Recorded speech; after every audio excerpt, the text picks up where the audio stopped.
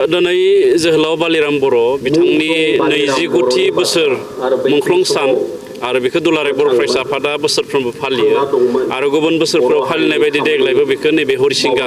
बिथांनि जोनोम जायगायावनो बा ओनसोलावनो बेखौ फालिनाय जादों आरो जोंनि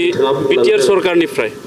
बिटिआरनि मानगोनां गाहाय मावफुं सोद्रोमा मुस्रि प्रमद बर' बिथांनि अनसायनायजों बेवहाय चिल्ड्रेन पार्क 30 लाखनि बेखौ गायसननाय जादों खुन्थिया आरो बिनि खामानिया थाबैनो जागोन। बालिराम बर' बिथाङा जोंनि बर' हारिनि सासे बिर जोहोलाव आरो बिथांनि जि हारिनि थाखाय होलांनाय अबदान आरो बिथाङा दिन्थिलांनाय जि लामा आरो बिथांनि जि आदर्श बेखौ जोङो साफ्रोमबो बर'साया फोथांनानै लाखिनो थाखाय नाजानांगोन आरो बिनि थाखायनो दुलाराय बर' फरायसा आफादा बिथांनि मुंख्लं सानखौ अरायसम फालियो आरो नैबे हरिसिंगा ओनसोलनि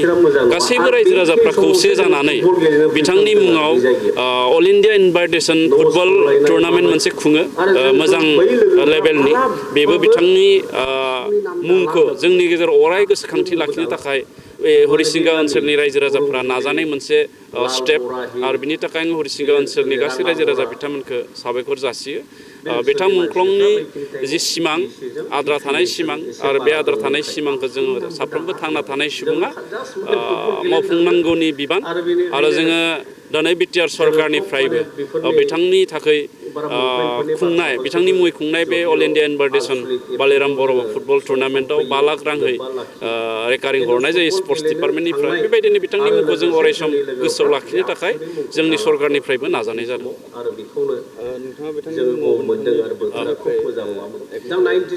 जिहेतु 30 लाखजों बिथांनि मुङाव लुनो नागिरनाय जि चिल्ड्रेन पार्क बियो आबुङै जाफुंनाय नङा आं बेखायनो बे एखे थावनियावनो कालचारेल डिपार्टमेन्टनिफ्राय 10 लाख रांनि आङो आरोबाव चिल्ड्रेन पार्कनि थाखाय जि नांगौ जानाय मुवा बेसादफोर दङ बा नांगौ मावनो गोनां खामानिफोर दङ बेखौ मावफुंनो थाखाय नैबे बाजेटआवनो 10 लाख रां आङो बे मुंख्लं जोहोलाव बालिराम बर' बिथांनि मुङै लुनो नागिरनाय चिल्ड्रेन पार्क बेयाव आङो अनसुंथाइ होनो थाखाय आङो फोसावदों आरो बिनि खामानिखौ थाबैनो जोङो जागायगोन। दिनै बालिराम बर' मुंख्लं सानजों लोब्बा लाखिनानै नोंथांनि बियाबाव जानाय गासैबो बेफोर बाथ्राफोरखौ 90फ्रावनो आंहा एक्सपिरियेन्स आरो आङो दिनै फोसावनानै गोजोनदों जे जोंनि 32 नं बिटिसि समस्तियाव भेरगाव बिटिसि समस्तियाव थांनाय गोलाव बोसोर सोमावसारनायाव बड'लेण्डनि सोमावसारनायाव एबसुनि एनडिएफबि बिएलटि जोंहा मुंख्लं जानाय सुबुं दङ आरो बे मुंख्लं न'खरनो आंनिफ्राय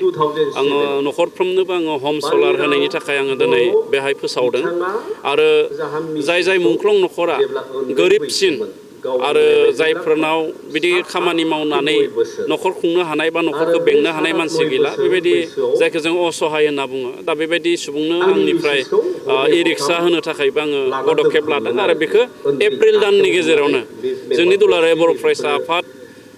एनडिएफबिनि बारग' दैदेनगिरि बिथांमोन दङ बिएलटिनि बारग' दैदेनगिरि बिथांमोन दङ आं गासैखौबो हांख्रायनानै आरो मुंख्लं न'खरनि सोद्रोमा गासैखौबो हांख्रायनानै आरो जोंनि ओनसोलनि इन्टेलेक्सुयेल बिथांमोनखौ हांख्रायनानै आङो न'खरफ्रोमनोबो बे सलार आरो बेटारि रिक्सा जायनो होनो थाखाय आङो राहा लादों आं बेखौ हरनो थाखाय जोंनि मेटेरियेल्स जिखिनि नांगौ आं बेखौ थियारि खालामनानै दोनखाबाय।